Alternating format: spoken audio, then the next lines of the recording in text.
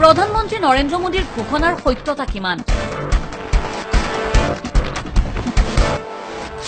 শোণিতপুৰৰ চাৰিদুৱাৰত আছে বিদ্যুতৰ পোহৰ নেদেখা এখন গাঁও।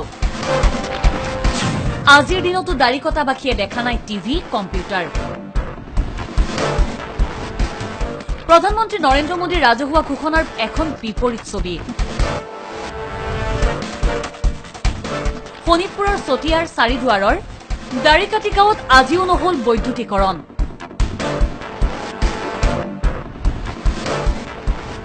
অসম অৰুণাচল প্ৰদেশ সীমান্তৰ এই 100 বছৰীয়া পুৰণি গাঁওখনৰ জনসাধাৰণে প্ৰতিখন চৰকাৰৰ দিনতে বিদ্যুৎ সেৱা যোগানৰ বাবে দাবী জনাই আহিছে যদিও কাণ সাৰ দিয়া নাই কোনো এখন চৰকাৰে, যাৰ বাবে গাঁওবাসীয়ে আজি পৰ্যন্ত দেখা নাই টিভি, কম্পিউটাৰ। আজি আমাৰ জন্মগত আৰম্ভণিৰ পৰাই আমি লাইটৰ মুখ দেখা নাই।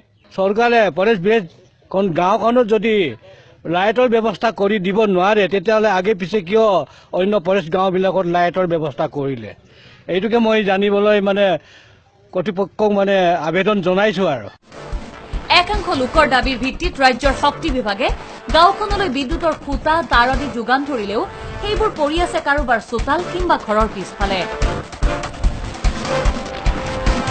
তেওঁলোকে ইমান বছৰ হৈছে লাইট পোৱা নাই, একো লাইন চাইন কিবা কিবি একো নাই। ল'ৰা ছোৱালীকেইটা পঢ়িবলৈ অসুবিধা হৈ আছে, একো সুবিধা পোৱা নাই। আমি একচুৱেলি ক'বলৈ গ'লে আমি জন্ম হোৱাৰ পৰা কাৰেণ্টৰ মুখ দেখাই নাই। বিদ্যুৎ কি বস্তু আমি এতিয়াৰ যুগত আমি মোবাইল চলাওঁ, মোবাইলতো আমি অন্তত কেইবাদিন ধৰি আমাৰ মোবাইল ছুইচ অফ থাকে, কাৰণ আমাৰ ইয়াত কাৰেণ্টৰ ব্যৱস্থা নাই। সিদিনালৈকে মন্ত্ৰীসভাৰ শক্তি বিভাগৰ দায়িত্বত থকা পল্লৱ লোচন দাসে প্ৰতিখন গাঁৱকে বৈদ্যুতিকৰণ কৰা হ'ব বুলি বাৰম্বাৰ প্ৰতিশ্ৰুতি দিছিল, কিন্তু মূলতঃ একোৱেই নহল। এতিয়া নতুন শক্তিমন্ত্ৰী তপন গগৈয়ে এই ক্ষেত্ৰত কি ব্যৱস্থা লয় সেয়াহে হ'ব লক্ষণীয়।